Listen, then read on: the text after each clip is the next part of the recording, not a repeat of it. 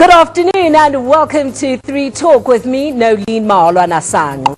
Financial wellness is not all about having thousands or millions of rand in your bank account, but about behaving in a financially healthy way by spending, saving and living better.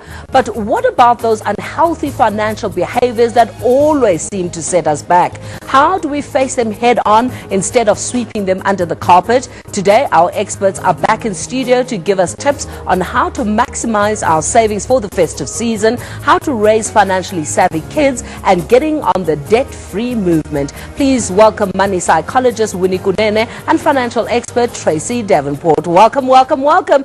Every time Winnie's on the show, I ask her this question, and I'm going to ask her again. What is a money psychologist? I teach. Yes. Very simply. Okay. And we make sure that people understand, because money education is very simple. Mm-hmm. And if they do fail to understand that and still behave untoward towards their money, Mm-hmm. I will wish them happy poverty. Okay, all right. Do we all need a money psychologist, Tracy? Yes, you do. People very seldom do their savings on their own. Yeah. And even if they choose to do their savings on their own, they don't know where to save. They don't know what to do. When they go out to buy a car, they don't know how to buy the car. When they want to save for children's education, they don't know where to save. So you need a financial person who can help you and say, go there. They give you great rates. They give you good returns. Yeah. Are we generally as a people just not equipping ourselves with the right information, with the right knowledge about money? Because an example, when we talk about health, you know, we are on a really healthy tip, I would say. A lot of us are. A lot of us are still not there yet, but a lot of us are. So we Google, we read, we want to live healthier. But when it comes to finances, I don't think we're quite there yet. Yeah, I think we assume, in fact, if you look at health and the kind of effort that people put in making sure that they're actually healthy, it is exactly the same effort that we should be putting onto our finances. But just somehow finances seem to be mysterious. You know, people choose not to even talk about it. I mean, just yesterday I had a very interesting email where this woman says, I live with my partner, we've been living together for the last 7 years.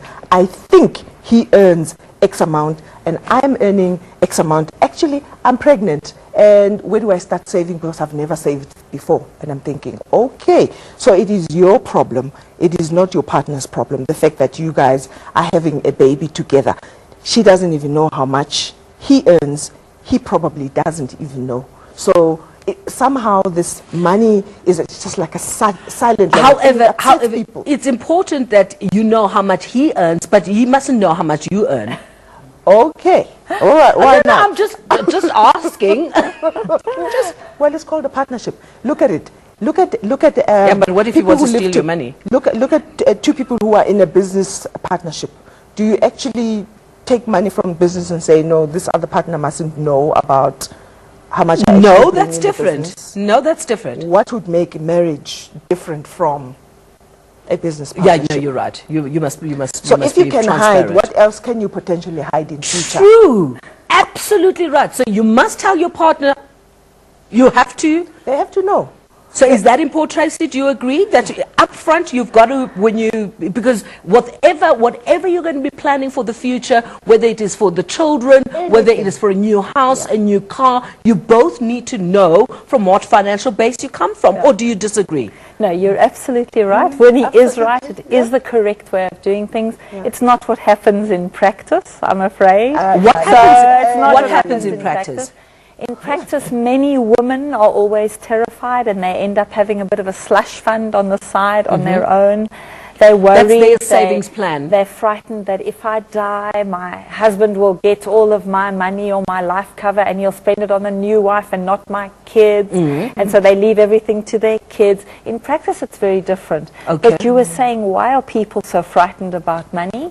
It really is. Some people are even too scared to open their envelopes which are sent with their Jet account or their Woolies account because they know it's bad news and they know how much they owe. Yeah. So they don't even open those envelopes. So money on the whole makes a lot of people terrified. Yeah. And because of that, they don't even go near the subject, don't think about it. Don't They're talk too about it. anxious. Yeah. Yeah. So what you're saying is that we need to have a culture of talking about, I mean, you're not going to go to a group of friends Of course and not. start, because then that's another issue, because there are some people who talk about their money and you just don't need to know. No, exactly. Okay. Yeah. So you need to talk to So your you need partner to start or... talking about it, yes. All right. Yes. Let's come back to the slush fund thing, and because we're talking about savings, right? Yes. And we know the socioeconomic issues around women. We know what happens. So do you agree with the slush fund that women should have a little bit of a savings on the side that no one else knows about?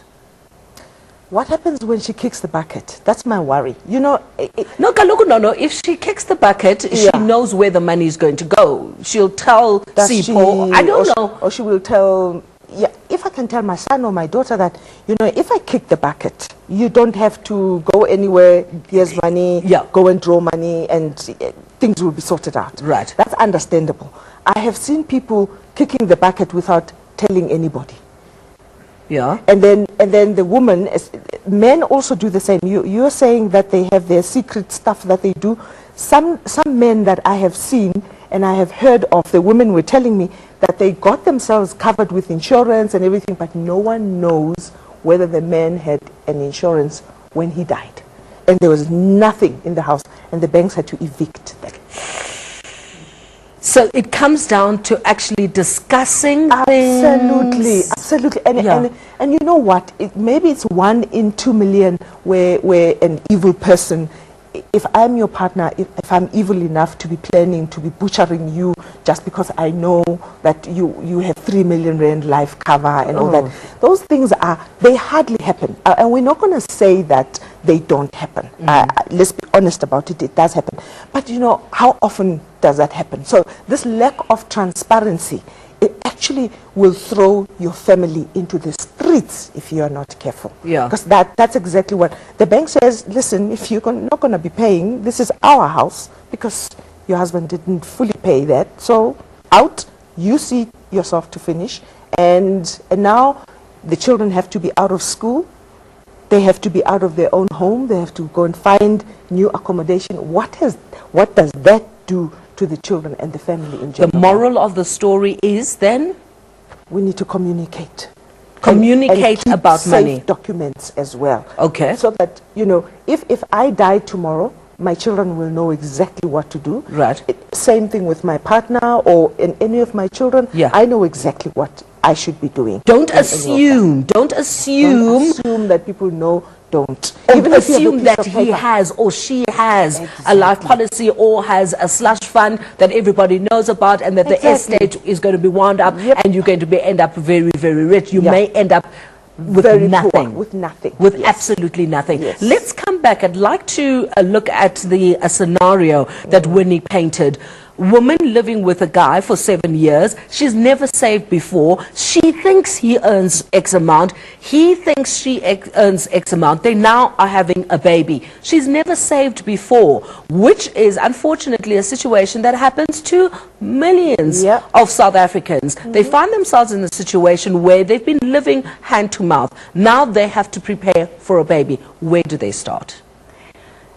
Are you asking where they start to save just for the baby, or No, just where do generally? they start? Because we've dealt with, he doesn't know how much she earns, she doesn't know how much he earns. Let's presume that the house is hers, she's maybe paying the bond, he's renting, paying her rent, something like that. It would be great if those people would go to a financial planner or to a person like Winnie, and they sit down, and that independent person will ask them all the questions about their whole life. What are your assets? What are your liabilities? What do you own? Whose name is it in?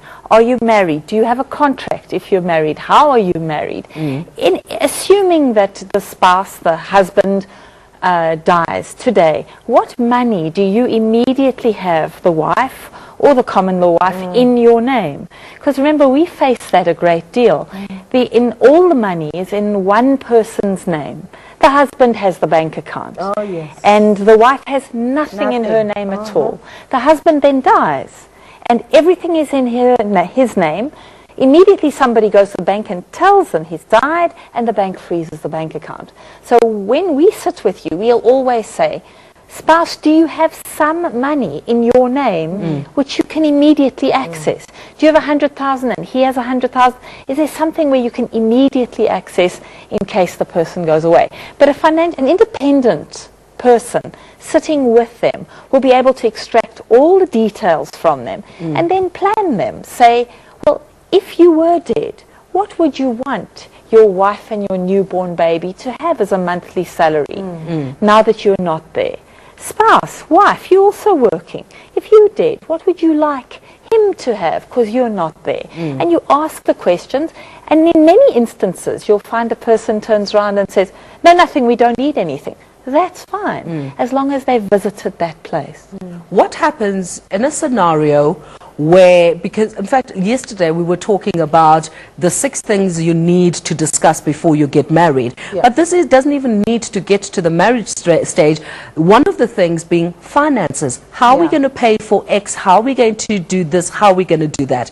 If you are in a relationship, a long-term relationship with someone, and you broach the subject, Sipho, we need to talk about money, and Sipho's like, how? Since when do you want to, why do you want to know about my money? You know, it becomes a difficult thing to talk about. How do you broach that subject of money? You don't say, hey, and make it a topic. You don't make it a topic. It just kind of slides in automatically in one of your conversations. So I don't want to talk about money. You don't address it as a subject and saying, you know, it's just amazing. You can actually use somebody else's case. And then when you tell that story, you can say, wow, I don't want to end up in a situation like this. So we actually need to be making decisions about things like that. But, you know, this pregnant woman, for me, the reality is that they have not spoken. They probably might not be able to talk about the situation. If I were that woman, I would slash the debt that I have immediately in preparation for my maternity, because when she goes on maternity, she only gets 75% of her salary. The rest is going to, she's going to have to situate where it comes from. Now, if she hasn't, excuse me, if she has less debt, she has less pressure. And in 4 months' time, she can actually go back to work and maybe start fixing some of those issues. Because maybe when the baby is born, the man will start to say, no, my life is not the same anymore. We need to be looking at our relationship and looking at how we can provide for this child in the long term. The subject might change altogether, and it can automatically be a money subject. But you just don't sit and say, today the agenda is let's talk about money, because then it becomes suspicious. Okay. Should never have that on the agenda, and definitely not at dinner time. When we return, our financial experts give us tips on how to raise financially savvy kids.